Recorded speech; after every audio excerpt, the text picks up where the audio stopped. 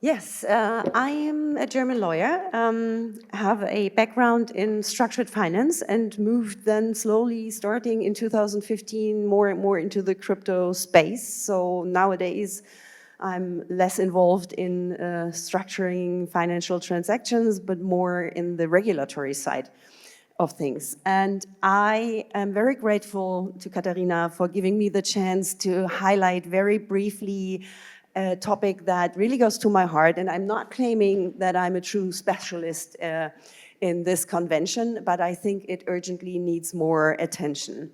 So, what if your phone wasn't completely yours any longer, right? This intimate device knowing everything about you, right? Having all the communication, basically, not all, but nearly all communication, having your calendar, your location data.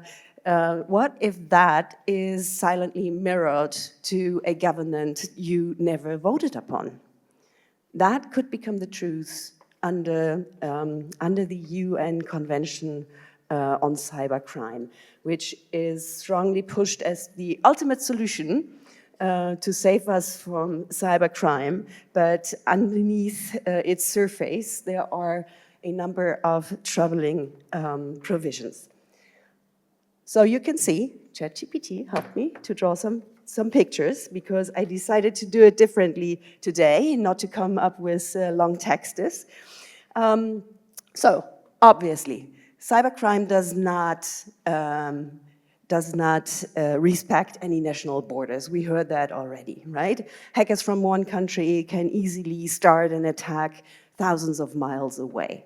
So the logic behind this convention is obviously clear, right? We need to do something against cybercrime. And the convention offers certain fixes to that, like mutual legal assistance, and it mandates rapid preservation of data. So it really encourages international collaboration to fight cybercrime. However, this single set of guidelines, which is supposed to be globally recognized, it lacks sufficient checks and balances. And maybe I should ask in this round, who do you think drafted that convention originally? The UN Cybercrime Convention. Who drafted it? Who set it up? Oh yeah, you know. Russia. Okay. So here we know, and it has, the strongest supporter was China. So that's what we're dealing with, right? It sounds very innocent and very logic, but actually it might create more of a problem than it solves. All right. Sounds logic, they have the most experience. Yeah, that's a good point. That's a good point. So the convention lets authorities collaborate basically in light speed, right? Improving extradition and evidence sharing and speeding up the law enforcement's ability to respond across borders. The convention will help authorities trace criminals faster and, fast justice might be very tempting, right? To get the criminals within days instead of years. But there is an issue, if there is no stringent oversight of all these really, deep and strong rights the governments get in their hands, because they can easily become tools of repression. Right? So allowing them is a kind of slippery slope. And we had a human rights activist yesterday with us from Kazakhstan who can tell you what the global FATF recommendations of anti-money laundering is doing to human rights activists. And this here will even make the problem bigger. So what's the catch? It's basically that the convention has a lot of, I think I'm beyond that, yes, has a lot of vague definitions, right? The treaty criminalizes broad categories of activities terms like unauthorized access or digital interference or content offenses can be twisted by authorities. And that's the reason why the EU initiated Budapest Convention, which is the earlier one on cybercrime, has very clear and stringent definitions. And that had been known, right, here. And nevertheless, this UN convention decided to go for very broad and vague terms. So imagine a journalist exposing corruption using leaked information accessed online. Hero or criminal? This treaty doesn't clearly say. And in an environment of vague legal boundaries, legitimate whistleblowers, journalists, and researchers could find themselves suddenly labeled cybercriminals. So clarity matters deeply. And yeah, so basically all of these like well-doing people could be branded hackers. And protest tools may be swept under interference. So the treaty lacks any express requirement to align these definitions with human rights. And the relationship between human rights on that level and that UN convention remain unclear, right?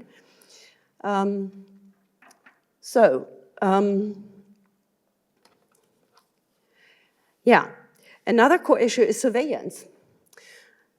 Because when this treaty arms governments with real-time interception and retention orders and metadata sweeping, all with minimal oversight or notification to the ones concerned, that doesn't really meet our understanding of data protection according to our EU Charter of Fundamental Rights and is also established in the GDPR. So the risk of misuse is substantial here. And let's only recall the scandal with the NSA and how the Pegasus spyware has been misused globally. So any processing necessary for reasons of substantial public interest as required, in our understanding, mandates that limitations must preserve the core of those rights, and those are lacking here. So without built-in checks and transparency, or transparency, surveillance becomes normalization of control and a violation of our fundamental rights. In Europe, we deeply value human rights, rule of law, and democracy. But the uncomfortable truth is that's not everywhere the case, right? And we are setting up this convention and agreeing to this convention from our perspective, right? We live in a democracy and we are protected here. But I would say it's less than the half of the globe that meets those standards. And this convention mandates extensive cooperation, even with governments that have, a record of disregarding human rights. And suppose your data is requested by a government notorious for silencing dissidents and journalists or other minorities. Do we hand over in the name of global cooperation? Can we trust that each state will equally protect our private lives? The convention does not make any exceptions, even if a requesting state has a record of repressing journalists and human rights defenders.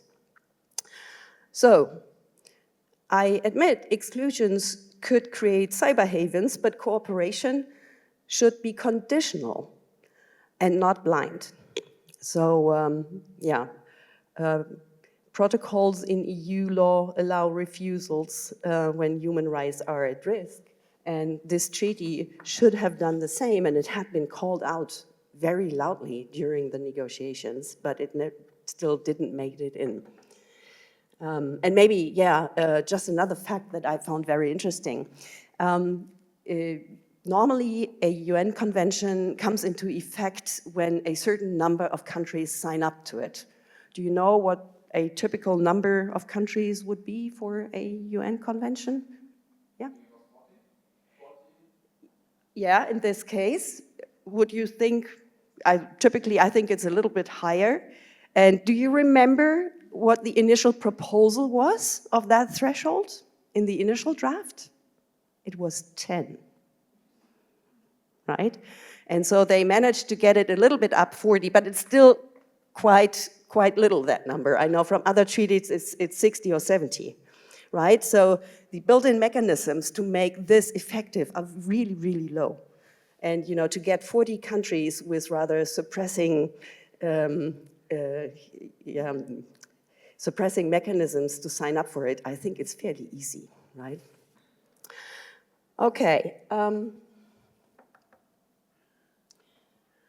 All right, so the convention actually offers very few mechanisms for citizens to challenge or oversee government actions.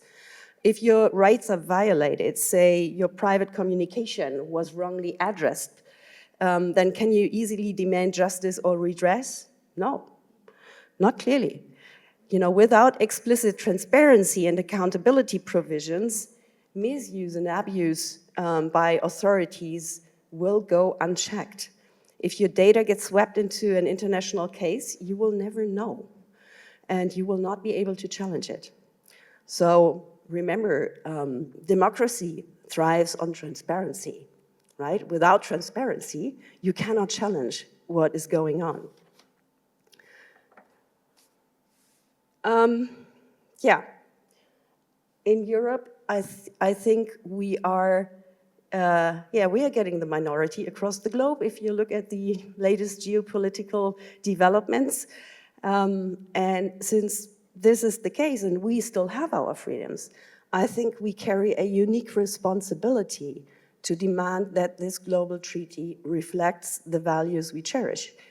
And we cannot back a tool that undermines its core value. It's a very tough decision that the European states now have to take, whether to sign up to this convention, which passed in December last year, or not. If they don't sign up to it, then they will not be part of the discussions about the protocols defining those tools further in the future, right? So I think actually we have no choice. We need to sign up for it in order to stay involved in the future. But then what we should take care of, because this needs to be adopted into national law, right? A UN convention that you sign up to requires you to amend your nation-state law in a way that it fits to the convention. What we still can do, because it has so broad and vague terms, we can try to make it clearer, at least within Europe, how we interpret that convention, right? And I think that is something that needs to be actively discussed. So we need narrow, precise definitions about what is a crime and what not. And we need rights-based limitations. Clear oversight, transparency, and redress mechanisms, at least, within our framework, and maybe also relating to when we share with other countries and what. So, this convention will certainly shape the digital rights of generations to come, because you don't get it amended easily, right? So this is a fact. This will come into effect. And we still need to take care that our online rights don't simply disappear, right? I don't want to wake up one day and wonder why we no longer recognize the internet, because nobody trusts it anymore, because you live in the belief or the knowledge that everything you do is basically watched. The UN Cybercrime Convention has been passed. The ink is dry. And with 40 ratification, it will become binding international law. And that threshold may be reached sooner than many realize. We in the European Union still have a crucial role to play by shaping how this treaty is understood and applied. So we must develop a shared European interpretation which is firmly anchored in our Charter of Fundamental Rights.